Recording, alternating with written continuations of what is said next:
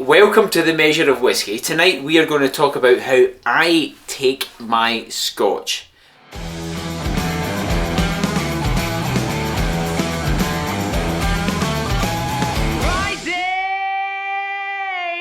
and the race is on. The city's gonna be a mess. And I get asked a lot, how do you drink your Scotch? Do you put it with water? Do you add ice? Do you throw any sort of a mixer in there? Most of you know, if you've watched any of my previous videos, that ice is a big no-no for me. If I take one of the most fabulous Scotch whiskies of all time, a Glenfarclas 15, this is how I would typically drink it. So first of all, I'm going to take it neat. I'm always going to start off with whiskey neat. I want to try and experience that expression that the distiller has put in there, right? Before I add anything to it, I want to know what it's like right out the bottle. This is just incredible. The smell of this is phenomenal. It's got that real Christmas pudding dark fruit. I'm going to always take a sip of it neat first before I do anything to it.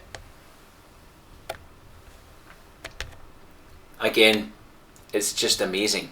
Now, I've drank Scotch for quite a long time now, and I know personally that I like to drink my Scotch at 38.8%. Most of the time I will add a tiny little splash of water, but before I add any water, first thing I'm going to do is I'm going to make sure that the temperature of the water is okay. So you're going to stick your finger in the jug and you're going to add the tiniest little bit of water. There we go, that's enough. Hold on. Sorry, why do you put the finger in the jug? To make sure that the temperature of the water is room temperature. If you pour water in your dram that's either too cold or too hot, you're going to destroy the dram. Very, very important. Okay, why does that destroy the dram? So if you put water in there that's too cold, which is why I hate ice, you destroy the congeners. The congeners in the whiskey are what basically give it the flavour and the smell, right? At a certain temperature, they become dormant. So it has to be at a specific temperature so that you can experience exactly the smell and the taste that the distiller wanted you to. But for me, 38.8%, that's probably good enough for me. So I'll add a tiny little dash of water. I'll be honest, there are certain whiskies that I will never add water to. Some need it, some don't. Our listeners at home have a question. When is there a whiskey that you won't add water to, and why? Very good question.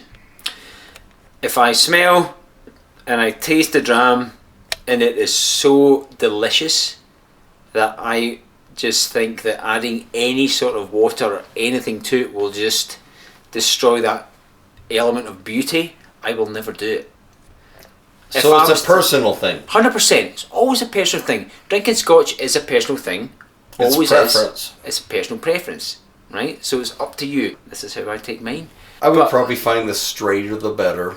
Yeah, to actually most of the taste time you're right. the Most of the time product that's been concocted. Yeah, exactly. Right? Yeah. You start mixing the product with Dr. Pepper.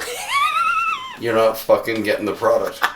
Don't ever mix it with Dr. Pepper. Wow. Please.